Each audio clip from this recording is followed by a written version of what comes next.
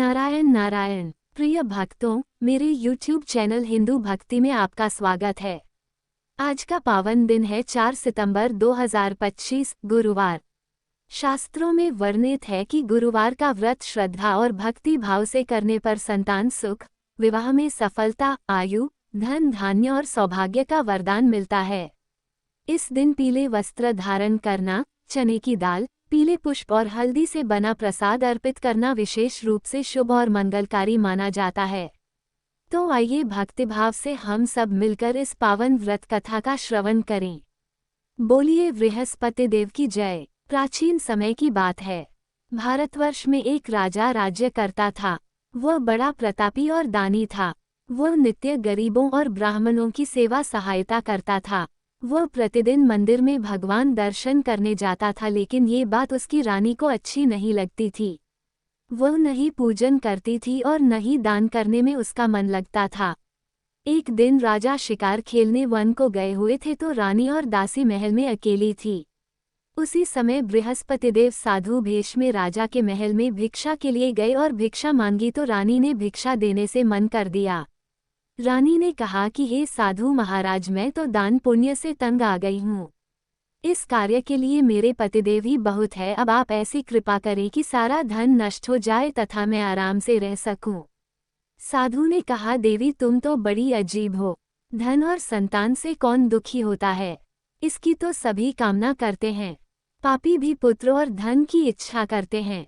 अगर तुम्हारे पास अधिक धन है तो भूखे मनुष्यों को भोजन कराओ, प्याऊ लगवाओ, ब्राह्मणों को दान दो, कुआं, तालाब, बावड़ी, बाग बगीचे आदि का निर्माण कराओ। मंदिर, पाठशाला, धर्मशाला बनवाकर दान दो। निर्धनों की कुंवारी कन्याओं का विवाह कराओ। साथ ही यज्ञ आदि कर्म करो। अपने धन को शुभ कार्यों में खर्च करो। ऐसे करने से तुम्हारा नाम परलोक में सार्थक होगा एवं स्वर्ग की प्राप्ति होगी। लेकिन रानी पर उपदेश का कोई प्रभाव न पड़ा। वह बोली, महाराज मुझे ऐसे धन की आवश्यकता नहीं जिसको मैं अन्य लोगों को दान दूं, जिसको रखने और संभालने में ही मेरा सारा समय नष्ट हो जाए। अब आप ऐसी कृपा करें कि सारा धन नष्ट हो जाए तथा मैं आराम से रह सकूं। साधु ने उत्तर दिया, यदि तुम्हारी ऐसी इच्छा है तो जैसा मैं तुम्हें बताता हूँ तुम वैसा ही करना। बृहस्पतिवार को घर को गोबर से लीपना, अपने केशों को पीली मिट्टी से धोना। राजा से कहना वह बृहस्पतिवार को हजामत बनवाए। भोजन में मांस मदिरा खाना और कपड़ा धोबी के यहाँ धुलने डालना। ऐसा करने से 7 बृहस्पतिवार में ही आपका सारा धन नष्ट हो जाएगा। इतना कहकर वह साधु महाराज वहां से अंतर्धान हो गए। इसके बाद रानी ने वही किया जो साधु ने बताया था। 3 बृहस्पतिवार ही बीते थे कि उसका समस्त धन संपत्ति नष्ट हो गया और भोजन के लिए राजा रानी तरसने लगे। तब एक दिन राजा ने रानी से कहा कि तुम यहाँ पर रहो, मैं दूसरे देश में चाकरी के लिए चला जाऊं, क्योंकि यहाँ पर मुझे सभी मनुष्य जानते हैं, इसलिए कोई कार्य नहीं कर सकता। देश चोरी परदेश भीख बराबर है। ऐसा कहकर राजा परदेश चला गया। वहाँ जंगल को जाता और लकड़ी काटकर लाता और शहर में बेचता। इस तरह जीवन व्यतीत करने लगा। इधर राजा के बिना रानी और दासी दुखी रहने लगी।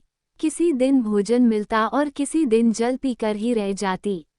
एक समय जब रानी और दासियों को 7 दिन बिना भोजन के रहना पड़ा तो रानी ने अपनी दासी से कहा, हे दासी, पास ही के नगर में मेरी बहन रहती है। वह बड़ी धनवान है। तू उसके पास जा और 5 सेर बेझर मांग कर ले आ, ताकि कुछ समय के लिए थोड़ा बहुत गुजर बसर हो जाए। दासी रानी की बहन के पास गई। उस दिन बृहस्पतिवार था। रानी की बहन उस समय बृहस्पतिवार की कथा सुन रही थी। दासी ने रानी की बहन को अपनी रानी का संदेश दिया, लेकिन रानी की बहन ने कोई उत्तर नहीं दिया। जब दासी को रानी की बहन से कोई उत्तर नहीं मिला तो वह बहुत दुखी हुई। उसे क्रोध भी आया। दासी ने वापस आकर रानी को सारी बात बता दी। सुनकर रानी ने कहा कि है दासी, इसमें उसका कोई दोष नहीं है। जब बुरे दिन आते हैं तब कोई सहारा नहीं, अच्छे बुरे का पता विपत्ति में ही लगता है। जो ईश्वर की इच्छा होगी वही होगा, ये सब हमारे भाग्य का दोष है। ये सब कहकर रानी ने अपने भाग्य को कोसा। उधर रानी की बहन ने सोचा कि मेरी बहन की दासी आई थी, लेकिन मैं उससे नहीं बोली, इससे वो बहुत दुखी हुई होगी। कथा सुनकर और पूजन समाप्त कर वह अपनी बहन के घर गई और कहने लगी, हे बहन, मैं बृहस्पतिवार का व्रत कर रही थी। तुम्हारी दासी गई, लेकिन जब तक कथा होती है तब तक न उठते हैं और न बोलते हैं, इसीलिए मैं नहीं बोली। कहो, दासी क्यों गई थी? रानी बोली, बहन, हमारे घर अनाज नहीं था। ऐसा कहते कहते रानी की आंखें भर आई। उसने दासियों समेत 7 दिन तक भूखा रहने की बात भी अपनी बहन को बता दी। इसलिए मैंने दासी को तुम्हारे पास 5 सेर बेझर लेने के लिए भेजा था। रानी की बहन बोली, बहन देखो, बृहस्पति देव सबकी मनोकामना पूर्ण करते हैं। देखो, शायद तुम्हारे घर में अनाज रखा हो। पहले तो रानी को विश्वास नहीं हुआ, परंतु बहन के आग्रह करने पर उसने दासी को अंदर भेजा। दासी घर के अंदर गई तो वहां पर उसे एक घड़ा बेझर से भरा मिल गया। उसे बड़ी हैरानी हुई। उसने बाहर आकर रानी को बताया। दासी रानी से कहने लगी, हे रानी, जब हमको भोजन नहीं मिलता तो हम व्रत ही तो करते हैं, इसलिए क्यों न इनसे व्रत और कथा की विधि पूछ ली जाए, हम भी व्रत किया करेंगे। दासी के कहने पर रानी ने अपनी बहन से बृहस्पति व्रत के बारे में पूछा। उसकी बहन ने बताया, बृहस्पतिवार के व्रत में चने की दाल, गुड़ और मुनक्का से विष्णु भगवान का केले के वृक्ष की जड़ में पूजन करें तथा दीपक जलाएं और कथा सुनें। उस दिन एक ही समय भोजन करें। भोजन में पीले खाद्य पदार्थ का सेवन जरूर करें। इससे गुरु भगवान प्रसन्न होते हैं, अन्न, पुत्र और धन का वरदान देते हैं। साथ ही सभी मनोकामनाएं पूर्ण करते हैं। व्रत और पूजन की विधि बताकर रानी की बहन अपने घर लौट आई। रानी और दासी दोनों ने निश्चय किया कि बृहस्पति देव भगवान का पूजन जरूर करेंगे। 7 रोज बाद जब बृहस्पतिवार आया तो उन्होंने व्रत रखा। घुड़साल में जाकर चना और गुड़ बीन लाई तथा उसकी दाल से केले की जड़ तथा विष्णु भगवान का पूजन किया। अब पीला भोजन कहाँ से आए? दोनों बड़ी दुखी हुई, परंतु उन्होंने व्रत किया था, इसलिए बृहस्पति देव भगवान प्रसन्न थे। एक साधारण व्यक्ति के रूप में वे 2 थालों में पीला भोजन लेकर आए और दासी को देकर बोले, हे दासी, ये भोजन तुम्हारे और तुम्हारी रानी के लिए है, इसे तुम दोनों ग्रहण करना। दासी भोजन पाकर बहुत प्रसन्न हुई। उसने रानी से कहा, चलो रानी जी भोजन कर लो, परंतु रानी को भोजन आने के बारे में कुछ भी नहीं पता था, इसलिए उसने कहा कि जा तू ही भोजन कर, क्योंकि तू व्यर्थ में हमारी हंसी उड़ाती है। तब दासी ने कहा, एक व्यक्ति भोजन दे गया है। तब रानी ने कहा, वह व्यक्ति तेरे लिए ही भोजन दे गया है, तू ही भोजन कर। तब दासी ने कहा, वह व्यक्ति हम दोनों के लिए 2 थालों में सुंदर पीला भोजन दे गया है, इसलिए मैं और आप दोनों ही साथ साथ भोजन करेंगे। ये सुनकर रानी बहुत प्रसन्न हुई और दोनों ने गुरु भगवान को नमस्कार कर भोजन किया। उसके बाद से वे प्रत्येक बृहस्पतिवार को गुरु भगवान का व्रत और पूजन करने लगी। बृहस्पति भगवान की कृपा से उनके पास धन हो गया, लेकिन रानी फिर पहले की तरह आलस्य करने लगी। तब दासी बोली, देखो रानी, तुम पहले भी इस प्रकार आलस्य करती थी, तुम्हें धन के रखने में कष्ट होता था, इस कारण सभी धन नष्ट हो गया। अब गुरु भगवान की कृपा से धन मिला है तो फिर तुम्हें आलस्य होता है। बड़ी मुसीबतों के बाद हमने ये धन पाया है, इसलिए हमें दान पुण्य करना चाहिए। अब तुम भूखे मनुष्यों को भोजन कराओ, प्याव लगवाओ, ब्राह्मणों को दान दो, कुआं, तालाब, बावड़ी और बाग बगीचे आदि का निर्माण कराओ। मंदिर, पाठशाला और धर्मशाला बनवा कर दान दो। निर्धनों की कुंवारी कन्याओं का विवाह कराओ। साथ ही यज्ञ आदि कर्म करो, अपने धन को शुभ कार्यों में खर्च करो, जिससे तुम्हारे कुल का यश बढ़े और स्वर्ग प्राप्त हो और पितर प्रसन्न हो। दासी की बात मानकर रानी शुभ कर्म करने लगी। उसका यश फैलने लगा। एक दिन रानी और दासी आपस में विचार करने लगी कि न जाने राजा किस दशा में होंगे, उनकी कोई खोज खबर भी नहीं है। उन्होंने श्रद्धापूर्वक बृहस्पति भगवान से प्रार्थना की कि राजा जहाँ कहीं भी हो, शीघ्र वापस आ जाएं। उसी रात्रि को बृहस्पति देव ने राजा को स्वप्न में कहा कि हे राजा, उठ, तेरी रानी तुझको याद करती है, अपने देश को लौट जा। राजा प्रातःकाल उठा और जंगल से लकड़ी काटने के लिए जंगल की ओर चल पड़ा। जंगल से गुजरते हुए विचार करने लगा कि रानी की गलती से उसे कितने दुख भोगने पड़े। राजपाट छोड़कर जंगल में आकर रहना पड़ा। जंगल से लकड़ी काटकर शहर में बेचकर गुजारा करना पड़ा। और अपनी दशा को याद करके व्याकुल होने लगा। उसी समय राजा के पास बृहस्पति देव साधु के वेश में आकर बोले, हे लकड़हारे, तुम इस सुनसान जंगल में किस चिंता में बैठे हो, मुझे बतलाओ। ये सुन राजा के नेत्रों में जल भर आया। साधु की वंदना कर राजा ने अपनी संपूर्ण कहानी सुना दी। महात्मा दयालु होते हैं। वे राजा से बोले, हे राजा, तुम्हारी पत्नी ने बृहस्पति देव के प्रति अपराध किया था, जिसके कारण तुम्हारी ये दशा हुई। अब तुम चिंता मत करो, भगवान तुम्हें पहले से अधिक धन देंगे। देखो, तुम्हारी पत्नी ने बृहस्पतिवार का व्रत शुरू कर दिया है। अब तुम भी बृहस्पतिवार के व्रत में चने की दाल, गुड़ और मुनक्का से विष्णु भगवान का केले के वृक्ष की जड़ में पूजन करो तथा दीपक जलाकर कथा सुनो। उस दिन एक ही समय भोजन करना, लेकिन भोजन में पीले खाद्य पदार्थ का सेवन जरूर करना। भगवान तुम्हारी सब कामनाओं को पूर्ण करेंगे। साधु की बात सुनकर राजा बोला, हे प्रभो, लकड़ी बेचकर तो इतना पैसा भई नहीं बचता जिससे भोजन के उपरांत कुछ बचा सकूं। मैंने रात्रि में अपनी रानी को व्याकुल देखा है। मेरे पास कोई साधन नहीं जिससे उसका समाचार जान सकूं। फिर मैं कौन सी कहानी कहूं, ये भी मुझको मालूम नहीं है। साधु ने कहा, हे राजा, मन में बृहस्पति भगवान के पूजन व्रत का निश्चय करो। वे स्वयं तुम्हारे लिए कोई राह बना देंगे। बृहस्पतिवार के दिन तुम रोजाना की तरह लकड़ियां लेकर शहर में जाना। तुम्हें रोज से दोगुना धन मिलेगा, जिससे तुम भली भांति भोजन कर लोगे तथा बृहस्पति देव की पूजा का सामान भी आ जाएगा। जो तुमने बृहस्पतिवार की कहानी के बारे में पूछा है, वह इस प्रकार है। बृहस्पति देव की कहानी। प्राचीन काल में एक बहुत ही निर्धन ब्राह्मण था। उसके कोई संतान न थी। वह नित्य पूजा पाठ करता। उसकी स्त्री न स्नान करती और न किसी देवता का पूजन करती। इस कारण ब्राह्मण देवता बहुत दुखी रहते थे। भगवान की कृपा से ब्राह्मण के यहाँ एक कन्या उत्पन्न हुई। कन्या बड़ी होने लगी। प्रातः स्नान करके वह भगवान विष्णु का जप करती। बृहस्पतिवार का व्रत भी करने लगी। पूजा पाठ समाप्त कर पाठशाला जाती तो अपनी मुट्ठी में जौ भर के ले जाती और पाठशाला के मार्ग में डालती जाती। लौटते समय वही जौ स्वर्ण के हो जाते तो उनको बीनकर घर ले आती। एक दिन वह बालिका सूप में उन सोने के जौ को फटक कर साफ कर रही थी कि तभी उसकी माँ ने देख लिया और कहा कि हे बेटी, सोने के जौ को फटकने के लिए सोने का सूप भी तो होना चाहिए। दूसरे दिन गुरुवार था। कन्या ने व्रत रखा और बृहस्पतिदेव से सोने का सूप देने की प्रार्थना की। बृहस्पतिदेव ने उसकी प्रार्थना स्वीकार कर ली। रोजाना की तरह वह कन्या जौ फैलाती हुई पाठशाला चली गई।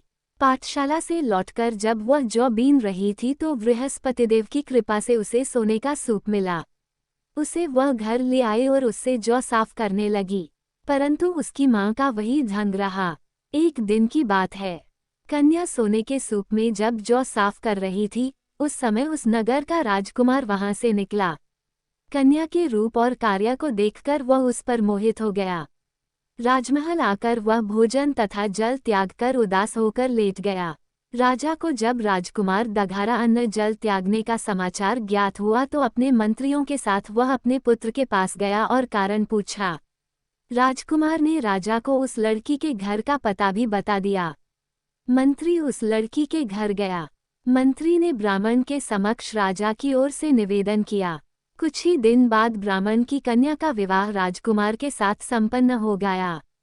कन्या के घर से जाते ही ब्राह्मण के घर में पहले की भांति गरीबी का निवास हो गया। एक दिन दुखी होकर ब्राह्मण अपनी पुत्री से मिलने गए। बेटी ने पिता की अवस्था को देखा और अपनी मां का हाल पूछा। ब्राह्मण ने सभी हाल कह सुनाया। कन्या ने बहुत सा धन देकर अपने पिता को विदा कर दिया, लेकिन कुछ दिन बाद फिर वही हाल हो गया। ब्राह्मण फिर अपनी कन्या के यहाँ गया और सभी हाल कहा तो पुत्री बोली, हे पिताजी, आप माताजी को यहाँ लिवा लाओ, मैं उन्हें वो विधि बता दूंगी जिससे गरीबी दूर हो जाए। ब्राह्मण देवता अपनी स्त्री को साथ लेकर अपनी पुत्री के पास राजमहल पहुँचे तो पुत्री अपनी माँ को समझाने लगी, हे माँ, तुम प्रातःकाल स्नानादि करके विष्णु भगवान का पूजन करो तो सब दरिद्रता दूर हो जाएगी। परंतु उसकी माँ ने उसकी एक भी बात नहीं मानी। वह प्रातःकाल उठकर अपनी पुत्री की बच्ची झूठन को खा लेती थी। एक दिन उसकी पुत्री को बहुत गुस्सा आया, उसने अपनी माँ को एक कोठरी में बंद कर दिया। प्रातः उसे स्नानादि करा के पूजा पाठ करवाया तो उसकी माँ की बुद्धि ठीक हो गई। इसके बाद वह नियम से पूजा पाठ करने लगी और प्रत्येक बृहस्पतिवार को व्रत करने लगी। इस व्रत के प्रभाव से मृत्यु के बाद वह स्वर्ग को गई। वह ब्राह्मण भी सुखपूर्वक इस लोक का सुख भोगकर स्वर्ग को प्राप्त हुआ। इस तरह कहानी कहकर साधु बने देवता वहां से लोप हो गए। धीरे धीरे समय व्यतीत होने पर फिर बृहस्पतिवार का दिन आया। राजा जंगल से लकड़ी काटकर शहर में बेचने गया। उसे उस दिन और दिनों से अधिक धन मिला। राजा ने चना, गुड़ आदि लाकर बृहस्पतिवार का व्रत किया। उस दिन से उसके सभी क्लेश दूर हुए। परंतु जब अगले गुरुवार का दिन आया तो वह बृहस्पतिवार का व्रत करना भूल गया। इस कारण बृहस्पति भगवान नाराज हो गए। उस दिन उस नगर के राजा ने विशाल यज्ञ का आयोजन किया था तथा अपने समस्त राज्य में घोषणा करवा दी कि सभी मेरे यहाँ भोजन करने आवें। किसी के घर चूल्हा न जले। इस आज्ञा को जो न मानेगा उसको फांसी दे दी जाएगी। राजा की आज्ञानुसार राज्य के सभी वासी राजा के भोज में सम्मिलित हुए, लेकिन लकड़हारा कुछ देर से पहुंचा, इसलिए राजा उसको अपने साथ महल में ले गए। जब राजा लकड़हारे को भोजन करा रहे थे तो रानी की दृष्टि उस खूंटी पर पड़ी जिस पर उसका हार लटका हुआ था। उसे हार खूंटी पर लटका दिखाई नहीं दिया। रानी को निश्चय हो गया कि मेरा हार इस लकड़हारे ने चुरा लिया है। उसी समय सैनिक बुलवाकर उसको जेल में डलवा दिया। लकड़हारा जेल में विचार करने लगा कि न जाने कौन से पूर्वजन्म के कर्म से मुझे ये दुख प्राप्त हुआ है, और जंगल में मिले साधु को याद करने लगा। तत्काल बृहस्पतिदेव साधु के रूप में प्रकट हो गए और कहने लगे, अरे मूर्ख, तूने बृहस्पति देवता की कथा नहीं की, उसी कारण तुझे ये दुख प्राप्त हुआ है। अब चिंता मत कर, बृहस्पतिवार के दिन जेलखाने के दरवाजे पर तुझे 4 पैसे पड़े मिलेंगे, उनसे तू बृहस्पतिवार की पूजा करना तो तेरे सभी कष्ट दूर हो जाएंगे। अगले बृहस्पतिवार उसे जेल के दगार पर 4 पैसे मिले। राजा ने पूजा का सामान मंगवाकर कथा कही और प्रसाद बांटा। उसी रात्रि में बृहस्पतिदेव ने उस नगर के राजा को स्वप्न में कहा, हे राजा, तूने जिसे जेल में बंद किया है उसे कल छोड़ देना, वह निर्दोष है। राजा प्रातःकाल उठा और खूंटी पर हार टंगा देखकर लकड़हारे को बुलाकर क्षमा मांगी तथा राजा के योग्य सुंदर वस्त्र आभूषण भेंटकर उसे विदा किया। गुरुदेव की आज्ञानुसार राजा अपने नगर को चल दिया। राजा जब नगर के निकट पहुंचा तो उसे बड़ा ही आश्चर्य हुआ। नगर में पहले से अधिक बाग, तालाब और कुएं तथा बहुत सी धर्मशालाएं, मंदिर आदि बने हुए थे। राजा ने पूछा कि यह किसका बाग और धर्मशाला है। तब नगर के सब लोग कहने लगे कि यह सब रानी और दासी दघारा बनवाए गए हैं। राजा को आश्चर्य हुआ और गुस्सा भी आया कि उसकी अनुपस्थिति में रानी के पास धन कहाँ से आया होगा। जब रानी ने ये खबर सुनी कि राजा आ रहे हैं तो उसने अपनी दासी से कहा, हे दासी, देख, राजा हमको कितनी बुरी हालत में छोड़ गए थे। वो हमारी ऐसी हालत देखकर लौट न जाएं, इसलिए तू दरवाजे पर खड़ी हो जा। रानी की आज्ञानुसार दासी दरवाजे पर खड़ी हो गई और जब राजा आए तो उन्हें अपने साथ महल में लिवा लाई। तब राजा ने क्रोध करके अपनी तलवार निकाली और पूछने लगा, बताओ, ये धन तुम्हें कैसे प्राप्त हुआ है। तब रानी ने सारी कथा कह सुनाई। राजा ने निश्चय किया कि मैं रोजाना दिन में 3 बार कहानी कहा करूंगा और रोज व्रत किया करूंगा। अब हर समय राजा के दुपट्टे में चने की दाल बंधी रहती तथा दिन में 3 बार कथा कहता।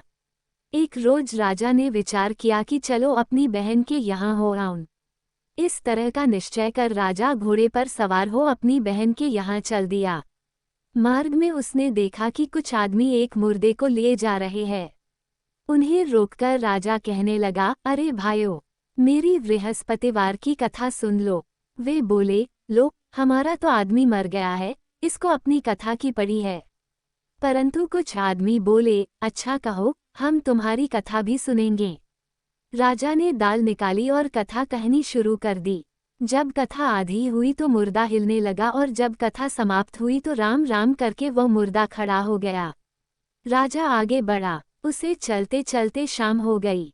आगे मार्ग में उसे एक किसान खेत में हल चलाता मिला। राजा ने उससे कथा सुनने का आग्रह किया, लेकिन वो नहीं माना। राजा आगे चल पड़ा। राजा के हटते ही बैल पछाड़ खाकर गिर गए तथा किसान के पेट में बहुत जोर से दर्द होने लगा। उसी समय किसान की माँ रोटी लेकर आई। उसने जब देखा तो अपने पुत्र से सब हाल पूछा।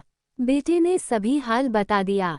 बुढ़िया दौड़ दौड़ी उस घुड़सवार के पास पहुंची और उससे बोली, मैं तेरी कथा सुनूंगी, तू अपनी कथा मेरे खेत पर ही चलकर कहना। राजा ने लौटकर बुढ़िया के खेत पर जाकर कथा कही, जिसके सुनते ही बैल खड़े हो गए तथा किसान के पेट का दर्द भी बंद हो गया। राजा अपनी बहन के घर पहुंच गया। बहन ने भाई की खूब मेहमानी की। दूसरे रोज प्रातःकाल राजा जागा तो वह देखने लगा कि सब लोग भोजन कर रहे हैं। राजा ने अपनी बहन से जब पूछा, ऐसा कोई मनुष्य है जिसने भोजन नहीं किया हो, जो मेरी बृहस्पतिवार की कथा सुन ले? बहन बोली, हे भैया, ये देश ऐसा ही है, यहाँ लोग पहले भोजन करते हैं, बाद में कोई अन्य काम करते हैं। फिर वह एक कुम्हार के घर गई, जिसका लड़का बीमार था। उसे मालूम हुआ कि उसके यहाँ 3 दिन से किसी ने भोजन नहीं किया है। रानी ने अपने भाई की कथा सुनने के लिए कुम्हार से कहा। वह तैयार हो गया। राजा ने जाकर बृहस्पतिवार की कथा कही, जिसको सुनकर उसका लड़का ठीक हो गया। अब तो राजा को प्रशंसा होने लगी। एक दिन राजा ने अपनी बहन से कहा, हे बहन, मैं अब अपने घर जाऊंगा, तुम भी तैयार हो जाओ। राजा की बहन ने अपनी सास से अपने भाई के साथ जाने की आज्ञा मांगी। सास बोली, हाँ चली जा, मगर अपने लड़कों को मत ले जाना, क्योंकि तेरे भाई के कोई संतान नहीं होती है। बहन ने अपने भाई से कहा, हे भैया, मैं तो चलूंगी मगर कोई बालक नहीं जाएगा।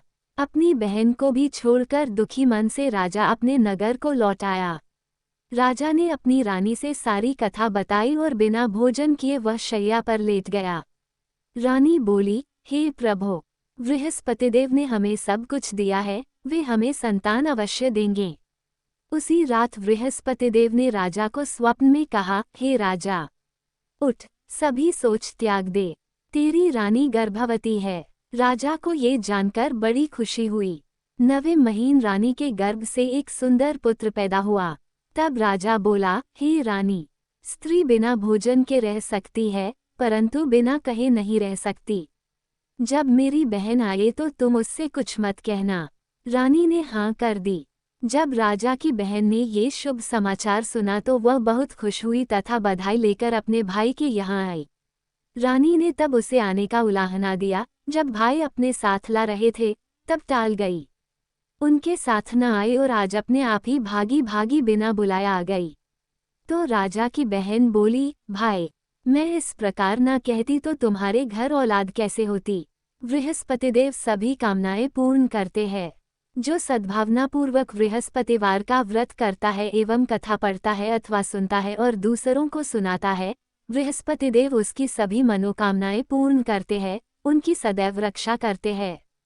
जो संसार में सद्भावना से गुरुदेव का पूजन एवं व्रत सच्चे हृदय से करते हैं, उनकी सभी मनकामनाएं वैसे ही पूर्ण होती है, जैसी सच्ची भावना से रानी और राजा ने बृहस्पतिदेव की कथा का गुणगान किया तो उनकी सभी इच्छाएं बृहस्पतिदेव जी ने पूर्ण की। अनजाने में भी बृहस्पतिदेव की उपेक्षा न करें, ऐसा करने से सुख शांति नष्ट हो जाती है। इसलिए सबको कथा सुनने के बाद प्रसाद लेकर जाना चाहिए, नहीं तो भगवान का निरादर होता है।